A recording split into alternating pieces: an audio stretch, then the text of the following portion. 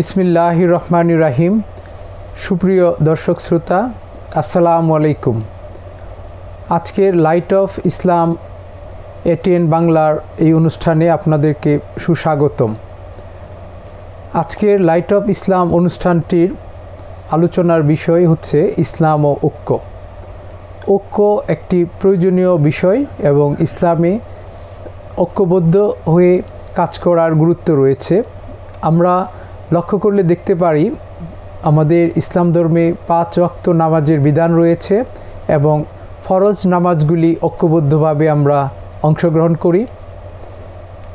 তদুপরি আমরা যদি কুরবানিতে যাই সেক্ষেত্রে ঐক্যবদ্ধভাবে কুরবানি দেওয়ার বিধান রয়েছে এবং আরেকটি গুরুত্বপূর্ণ বিষয় হচ্ছে হজে আমরা ঐক্যবদ্ধভাবে অংশগ্রহণ করি। এই স্বাভাবিক প্রক্রিয়ার মাধ্যমে আমরা বুঝতে পারছি ইসলামে ঐক্যের গুরুত্ব অপরিসীম। আজকের লাইট অফ ইসলাম অনুষ্ঠানটি sponsored by wisdom global limited, powered by global fund management limited, produced by Farooq corporation limited.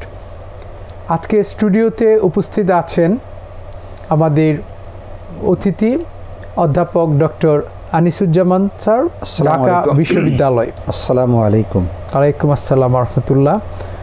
আর অন্য অতিথি হিসাবে উপস্থিত আছেন অধ্যাপক ডক্টর উমর ফারুক, জগন্নাথ বিশ্ববিদ্যালয়। আসসালামু আলাইকুম। আমরা আলোচনার শুরুতেই ইসলামের ঐক্যের যে গুরুত্ব ওই বিষয়ে জানতে চাব অধ্যাপক ডক্টর আনিসুজ্জামান স্যারের কাছ থেকে। ইসলাম প্রধানত এসেছে মানব সমাজের জন্য, কিন্তু তারপরে পশু পাখি সৃষ্টিগুলির জন্য। যেমন আল্লাহ তাআলা তার পরিচয় দিয়েছেন আলহামদুলিল্লাহ রাব্বিল আলামিন, সমস্ত সৃষ্টির তিনি রব। এবং রাসূল সাল্লাল্লাহু আলাইহি ওয়াসাল্লামের পরিচয় দিয়েছেন আমা আরসালনাকা ইল্লা রাহমাতুল আলামিন। সুতরাং এখানে একটা সামষ্টিকতার ব্যাপার আছে। একটা আমি যেহেতু বেসিক্যালি দার্শনিক কথা বলতে হয় সংক্ষেপে, সেটা হচ্ছে ঐক্যের প্রয়োজন কেন? ঐক্যের প্রয়োজন এই জন্যে, মানুষের অনেক প্রয়োজন আছে যে প্রয়োজনগুলো সে একা করতে পারে না, এই জন্য তাকে সমবেত হতে হয়। আবার প্রতিটা মানুষই একজন ব্যক্তি, এবং এটা একটা বড় সমস্যা রাজনৈতিক দর্শনে, কতটা ব্যক্তির প্রাপ্য কতটা সমাজের প্রাপ্য। এতে কোনো সে মুসলমান তো কথা বাদ দিলেও যে কোনো ব্যক্তি তাকে সমাজবদ্ধ জীবনযাপন করতে, এবং সেখানে যদি প্রত্যেকে যার যার তার মতো চলে তো এই শৃঙ্খলা থাকবে না, সোশ্যাল ফ্যাব্রিক ভেঙে যাবে। যেহেতু ইসলাম হলো সর্বশেষ ঐশী ধর্ম, এবং কোরআন শরীফের কথা বলা হয়েছে, যেটা আমি প্রথমে আলোচনায় বলেছিলাম, অন্যান্য ধর্মের মধ্যে নীতি নৈতিকতা আছে।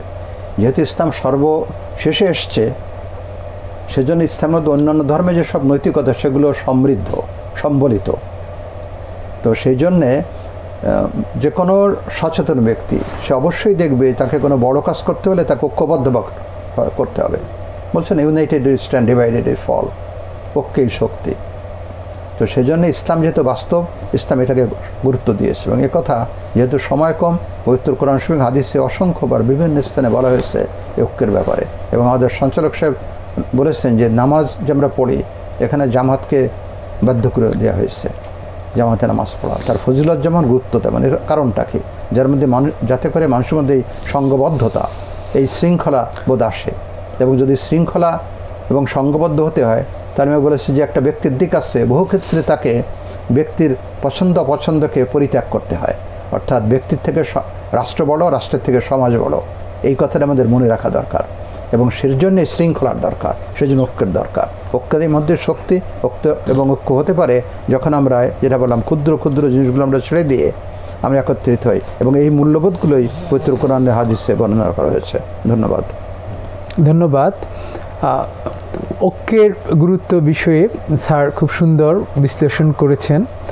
ইউনিটি স্ট্রেংথ, এবং ঐক্যবদ্ধভাবে বসবাস করা আমাদের একটি মানবিক গুণ এবং ধর্মের বিধান, এবং অনেক ধর্মীয় কাজের মাঝেই শুধু ইসলাম ধর্মে নয়, অন্যান্য ধর্মেতেও ঐক্যবদ্ধতার তাগিদ দেখা যায়। আমরা আশরাফুল মাখলুকাত হিসাবে ঐক্যবদ্ধ থাকার গুরুত্ব রয়েছে এবং ঐক্যের যে ভূমিকা, এই ভূমিকা সম্পর্কে এখন আলোচনা করবেন ডক্টর উমর ফারুক। ধন্যবাদ ডক্টর আবদুল্লাহ আমাকে ঐক্যের গুরুত্ব সম্পর্কে কিছু বলতে সুযোগ দেওয়ার জন্য। আসলে পৃথিবীর যে কোনো কাজ, যে কোনো কর্ম একা সাধিত হয় না, ঐক্যবদ্ধভাবেই করতে শুনে। একটা জাতি যখন গঠিত আসলে তার নির্দিষ্ট ভূখণ্ড থাকলেই হয় না, সাথে সাথে তার কিছু নির্দিষ্ট জনগণ থাকতে হয় একটা রাষ্ট্র হইতে হলে। তদুপরি একটা ঘরকেও আমরা যদি সুন্দরভাবে সামাজিকভাবে উপস্থাপন করতে চাই, সেই ঘরও পিতা মাতা সন্তান সন্ততির মাঝখানে কি ঐক্য থাকার প্রয়োজন। তাহলে ওই গৃহ আর গৃহ থাকবে না, ওইটা পশু পাখির ঘর বলেই চিহ্নিত হবে। আমাদের রসুল সাল্লাল্লাহু আলাইহি সাল্লাম, যে আমাদের প্রফেট, আমাদের নবী ছিলেন, আসলে উনি এই দ্বিধা বিভক্ত আরব সমাজকে বিভিন্ন গোত্রে গোত্রে বিভক্ত, দল উপদলে বিভক্ত সমাজকে একত্রিত করে একটু উন্নততর সমাজ বিনির্মাণের জন্যই কিন্তু উনি এই দুনিয়ায় প্রেরিত হয়েছে। এমন একটা সময় আল্লাহর রসুল প্রেরিত হয়েছে, তখন দুনিয়ায় কোনো ঐক্য বলতে কিছু ছিল না, মানে সবল দুর্বলের উপরে সবসময় আঘাত আনত। তো এই জায়গা থেকে উঠে আসার জন্য কি সামাজিক ব্যবস্থা, কি আর্থিক ব্যবস্থা, কি বাজার ব্যবস্থা, কি নৈতিক ব্যবস্থা, কোনো জায়গায় কিন্তু ঐক্য ছিল না। সেই অনৈক্যটাকে উনি দুর্বৃত্ত করার জন্য, ওনার মাধ্যমে দুর্বৃত্ত করে আল্লাহ তাআলা একটা কলেমা পাঠাইছেন, লা ইলাহা ইল্লাল্লাহু মুহাম্মাদুর রাসূলুল্লাহ। এটা কেন হলো, তোমরা সব ছেড়ে এক কলেমার দিকে তোমরা আসো।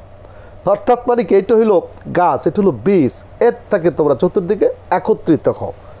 তো আল্লাহ রসুল এই দ্বিধা বিভক্ত আইবে জাহেলিয়াতের এমন একটা পর্যায়ে আসে যে জীবন্ত সন্তান হত্যা করা হইতো, চুরি ডাকাতি করা হইতো, ব্যভিচার করা হইতো, মাছ কম দেওয়া হইতো, ওজনে কম দেওয়া হইতো। তো সেখানে ঐক্যবদ্ধ হওয়ার প্রয়োজন। একটা উদাহরণ আল্লাহ রসুল সাল্লাল্লাহু আলাইহি সাল্লামের থেকে আমি উল্লেখ করবো, সেটা হলো হিলফুল ফুজুল গঠন করে যুব সমাজকে একত্রিকতার মধ্যে মদিনায় মক্কায় শান্তি প্রতিষ্ঠা করা প্রথম ব্যবস্থা পৃথিবীতে আমার মনে হয় সংগঠিত ওই সময়ে। এইটা আধুনিক যে আমরা ক্লাব করি, আধুনিক যে আমরা বিভিন্ন সাংগঠনিক অবস্থা করি, বিভিন্ন জেলা উপজেলায় রাষ্ট্রীয় পর্যায়ে বিভিন্ন পর্যায়ে আমরা যে প্রাতিষ্ঠানিক পর্যায়ে যে সংগঠন গড়ে তুলি, এটা কিন্তু আসলে এরই একটা প্রতিরূপ। আল্লাহ রসুল এটা একটা পরিপূর্ণ পূর্ণাঙ্গ দিয়ে গেছে। এবং আল্লাহ পাক, আল্লাহ রসুল যিনি আরাফার ময়দানে যখন বিদায়ের ভাষণ দেন, তিনি বলছেন তোমরা কিন্তু ঐক্যবদ্ধ হয়ে থাকবে। ঐক্যের উপর খুব গুরুত্ব আরোপ করে। তা কী নিয়ে ঐক্যবদ্ধ? তোমরা যতদিন পর্যন্ত কোরআন সুন্নাহর চতুর্দিক ঐক্যবদ্ধ হয়ে থাকবে, এটাকে কামড়ে ধরবে, এটা আঁকড়ে ধরবে, এই কালেমাকে, এই সুন্নাহকে, তোমরা কখনোই পথভ্রষ্ট হবে না। তার মানে কি, এখানে আল্লাহ রসুল কী করেছে, একটা ঐক্যের একটা স্লোগান তিনি দিয়ে গেছেন, ঐক্যের একটা তিনি একটা কী বলতে একটা মিশন স্টেটমেন্ট উনি দিয়ে গেছেন, যে কিভাবে মানুষের অনৈক্য থেকে ঐক্যবদ্ধ হয়ে মানুষ কিভাবে সুন্দর জীবনযাপন করতে পারে। মতানৈক্য থাকবে। আমরা যদি দেখি প্রাণীকুলের ভিতরে যদি দেখি, আমরা দেখি পাখিগুলো সব এক জায়গায়, দেখবেন এক জাতের পাখিগুলো, কাক এক জায়গায়, শালিকা এক জায়গায়, হ্যাঁ, গরু এক জায়গায়, মহিষ এক জায়গায়। প্রাণীর ভিতরে কিন্তু ঐক্যবদ্ধ আছে। কিন্তু সবচেয়ে জ্ঞানী শিক্ষা দীক্ষায়, শিক্ষার সাথে যখন নৈতিকতা যুক্ত না হবে, শিক্ষার সাথে যখন ইমানিয়াত যুক্ত না হবে, শিক্ষার সাথে যতক্ষণ পর্যন্ত পারলৌকিক চিন্তা চেতনা যুক্ত হবে যে আবার এই কর্মের বিচার এখানে নাও আরেক জায়গায় পেতে হবে, এই ধরনের কোনো নীতি নৈতিকতা যখন পর্যন্ত প্রযুক্ত না হবে, তখন পর্যন্ত মানুষ কী হবে না, ঐক্যবদ্ধ হতে পারবে না। মানুষ যখন সুশিক্ষিত হবে, মানুষ যখন ন্যায় বিচার করতেছে, অটোমেটিক ঐক্য প্রতিষ্ঠিত হয়ে যাবে। ঐক্য প্রতিষ্ঠিত হওয়ার জন্য আমাদের সুশিক্ষা দরকার। শিক্ষার মাধ্যমে মানুষ ঐক্যবদ্ধ হতে পারে। মানুষ একটা লাঠি যত সহজে ভাঙ্গা যাবে, 5টা লাঠি তত সহজে ভাঙ্গা যাবে না। আজকে আমরা কেন এত দ্বিধা বিভক্ত? আমাদের দেশে কি লোকের অভাব আছে? আমাদের দেশে কি রিসোর্সের অভাব আছে? অভাব শুধু একটা জায়গায়, সেটা হলো আমাদের ঐক্যবদ্ধ না। আজকে দেখেন ইরান এমন একটা জাতি, তার কিন্তু কোনো সম্পদ শুধু তেল ছাড়া আর কিছু নেই, আর কিছু লোকজন আছে। ধন্যবাদ ডক্টর উমর ফারুক। আমাদের পারিবারিক সামাজিক ঐক্য যেমন প্রয়োজন, ব্যক্তিগত ঐক্য ঠিক তদুরূপ আমাদের জাতীয় ঐক্যর প্রয়োজনীয়তা রয়েছে। ইসলামে জাতীয় ঐক্যর কী প্রয়োজনীয়তা এবং তার কি ভূমিকা, এ বিষয়ে এখন আলোচনা করবেন অধ্যাপক ডক্টর আনিসুজ্জামান স্যার। ধন্যবাদ আপনাকে। আমাদের পূর্বের আলোচনা থেকে কথা প্রমাণিত হয়েছে যে ঐক্য দরকার। ঐক্যের বিপরীতে হচ্ছে অনৈক্য। অনৈক্যের দ্বারা কোনো কাজ হয় না, ভিন্নতার দ্বারা কোনো কাজ হয় না, সংঘবদ্ধ হতে হবে এখন। এবং এই সংঘবদ্ধ কিসের ভিত্তিতে হবো সেটা আমাদের ওমর ফারুক সাহেব বলেছেন, যেটার ভিত্তি হবে কোরআন এবং হাদিস। এবং আমি আমার আলোচনার প্রথম অংশে বলেছি যে মানুষের মধ্যে কিন্তু ভিন্নতা আছে এবং ঐক্য ধরে রাখার জন্যে এই ব্যক্তিগত যে ভিন্নতা, এটাকে বৃহত্তর স্বার্থের জন্য আমাদের স্যাক্রিফাইস করতে হবে, এই মেন্টালিটি। এবং এটা যদি আমরা করতে না পারি তাহলে কিন্তু নষ্ট হয়ে যাবে। রাসূল সাল্লাল্লাহু আলাইহি ওয়াসাল্লামের এক হাদিসের মধ্যে পাওয়া যায়, উনি বলছেন যে একসময় তোমরা খুবই বিপদের সম্মুখীন হবে, চতুর্দিক থেকে, যেমন ক্ষুধার্ত মানুষ প্লেটের দিকে এগিয়ে আসে, খাবারের দিকে, এরকম সমস্ত মানুষ তোমাদের দিকে এগিয়ে আসবে। তখন সাহাবা একরাম জিজ্ঞেস করলেন, আমরা কি তখন সংখ্যায় কম থাকবো? না, তোমরা সংখ্যায় কম থাকবে না, তোমরা সংখ্যা অনেক বেশি হবে। তোমরা উনি দুটোর কারণ বলছেন, তার মধ্যে একটি এখানে প্রাসঙ্গিক, যে তোমাদের মধ্যে ঐক্য থাকবে না, তোমরা বিভিন্ন গোষ্ঠীতে বিভিন্ন সম্পদ বিভক্ত হবে। আচ্ছা, একটা তো এটা ইসলামী ঐক্যের কথা আমরা বলছি। ইসলাম আর একটা হচ্ছে একটা মানবিক ঐক্য, যেটা আমাদের ডক্টর ওমর ফারুক ব্রিফলি বলার চেষ্টা করছেন। সেটা হচ্ছে এই ইসলামের মধ্যে কিন্তু অন্য, যেহেতু রাসূলুল্লাহ সাল্লাল্লাহু আলাইহি ওয়াসাল্লাম সবার নবী, কিছু লোক তাকে নবী হিসেবে মানে, কিছু মানে না। এটাকে ইসলামী পরিভাষায় বলে যে যারা মেনে নিয়েছে তারা একরকম, সবাই উম্মত, উম্মতে এজাবাত, উম্মতে দাওয়াত। তো সেজন্য অন্য যারা আছে সেই মানবিক ঐক্যের কথা আমাদের বলতে হবে। বিশেষ করে যেমন রাষ্ট্রের কথা বলেছেন, এটা রাষ্ট্রের মধ্যে বিভিন্ন ধরনের সিটিজেন থাকে, তা কেউ হিন্দু, কেউ আমাদের বাংলাদেশের কথা আমরা বলি, কেউ হিন্দু, মুসলমান সংখ্যাগরিষ্ঠ, কিন্তু এখানে হিন্দু আছে, এখানে খ্রিস্টান আছে, বৌদ্ধ আছে, ক্ষুদ্র জাতির সত্তা আছে, সকলের দিকে। এবং ঐক্য হতে পারে না যদি আপনি স্বার্থকে রক্ষা না করেন। তার সম্মান, তার অর্থ, তার মর্যাদা, তার ব্যবসা বাণিজ্য, অর্থাৎ তাকে আপনাকে পলিটিক্যাল, রিলিজিয়াস এবং ফিনান্সিয়াল প্রোটেকশন দিতে হবে। আমরা মুখে মুখে যদি ঐক্যের কথা বলি তাহলে কিন্তু ঐক্য হবে না। এবং ঐক্যের ভিত্তি হচ্ছে প্রত্যেকের পরমত সহিষ্ণুতা এবং তার স্বার্থ সংরক্ষণ। এবং এ ব্যাপারে, যেহেতু এখন আলোচনার সময় নাই, এ ব্যাপারে পবিত্র কোরআন ও হাদিসে যথেষ্ট রক্ষা কবচ দেওয়া হয়েছে। এমনকি যারা মাইনরিটি, আমরা আহলে সুন্নাহ ওয়াল জামাতের লোকেরা বিশ্বাস করি রাসূলুল্লাহ সুপারিশ করবেন, রাসূলুল্লাহর সুপারিশ ছাড়া কেউ ভেস্তে যেতে পারবে না। সেই রাসূলই বলছেন যে যারা সংখ্যালঘু, তাদের যদি অধিকার ভায়োলেট করো তাহলে আমি তাদের পক্ষে নিয়ে তোমাদের এগেনস্টে দাঁড়াবো। অর্থাৎ এটা ভিত্তি রচনা করছে যে আপনি যে রাষ্ট্রীয় ঐক্যের কথা বললেন, আমি যেটা বললাম মানবিক ঐক্য, মানে একটা শান্তিপূর্ণ সহাবস্থান। আপনি যদি আমাকে তাড়া করেন, আমি আপনাকে তাড়া করব। সেই জন্য আমরা যেটা শান্তিপূর্ণ সমাজ চাই, তাহলে প্রত্যেকের অধিকারকে নিশ্চিত করতে হবে। এবং এই গ্রান্টটি ইসলাম দিয়েছে, এটা নারীর অধিকার দিয়েছে, শঙ্কর দিয়েছেন, বিভিন্ন সম্প্রদায়, বিভিন্ন ধর্মবিশ্বাসের লোকেরা, বিভিন্ন গাত্রবর্ণের লোকেরা, অর্থাৎ সর্বশ্রেণীর। শুধু তাই না, পশুদের, প্রাণীদের প্রোটেকশন দিয়েছে। আপনি বিনা প্রয়োজনে একটা প্রাণীকে হত্যা করতে পারবেন না, আপনি বিনা প্রয়োজনে গাছের পাতা নষ্ট করতে পারেন না। এখন যে প্রকৃতির ভারসাম্যের কথা বলা হচ্ছে, সব কথা ইসলামে আছে। আমি এখানে এই কথা শেষ করি, ঐক্য যেমন গুরুত্বপূর্ণ, এবং ঐক্যকে ধরে রাখার জন্যে, ঐক্যকে রক্ষণ করার জন্য কতগুলো নৈতিক মূল্যবোধ আমাদের মানতে হবে, কতগুলো সামাজিক বাস্তবসম্মত পন্থা গ্রহণ করতে হবে। সেগুলো আমরা না করি, শুধু মুখে মুখে চিল্লালে ঐক্য হবে না।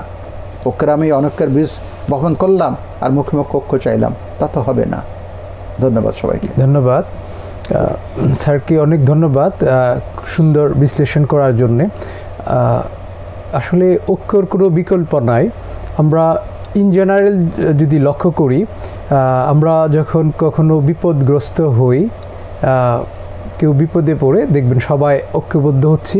একটা শুধু মানব জাতি নয়, একটা পশু পাখি যখন কেউ বিপদগ্রস্ত হয়, সব পশু পাখি ঐক্যবদ্ধ হয়।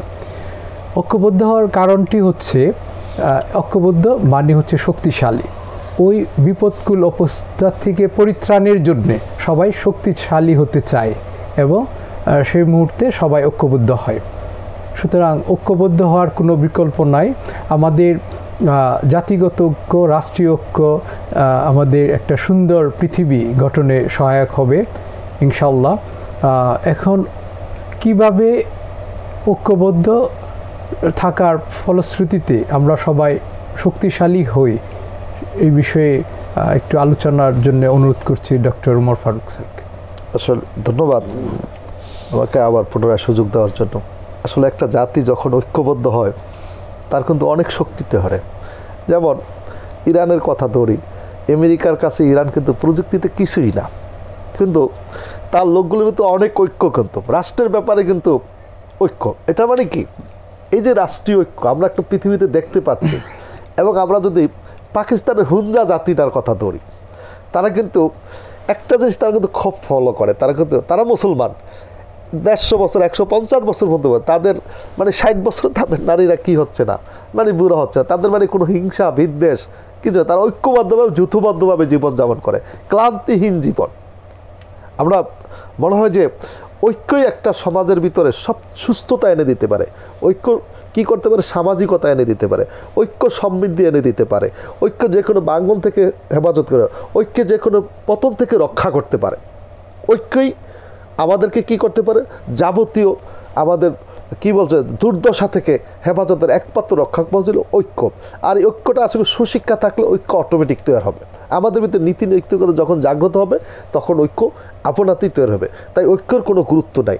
জাতীয় পর্যায়ে বলি, আন্তর্জাতিক পর্যায়ে বলি, আমরা পারিবারিক পর্যায়ে বলি, সামাজিক পর্যায়ে বলি, আমরা যে কোনো পর্যায়ে বলি না কেন, আমাদের কর্মজীবনে ঐক্যের কোনো বিকল্প নাই। ঐক্যের মাধ্যমে যে কোনো প্রয়োজনকে খুব তাড়াতাড়ি যে কোনো প্রয়োজনকে তাড়াতাড়ি আমাদেরকে মিটানো সম্ভব হয়।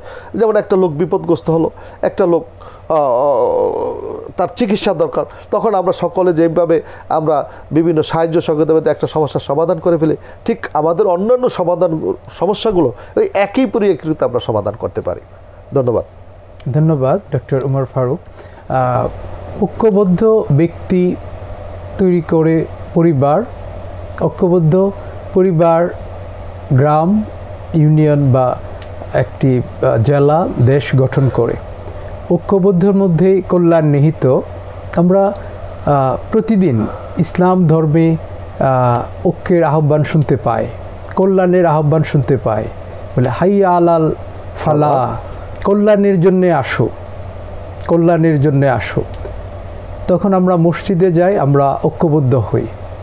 এই হায়ালাল ফালা একটা আমাদের ঐক্যবদ্ধর যে নিদর্শন। প্রতিদিন 5 ওয়াক্ত আল্লাহ পাকের নির্দেশে আমরা আহ্বানিত হই এবং মুসলমানগণ 5 ওয়াক্ত ঐক্যবদ্ধ হয়।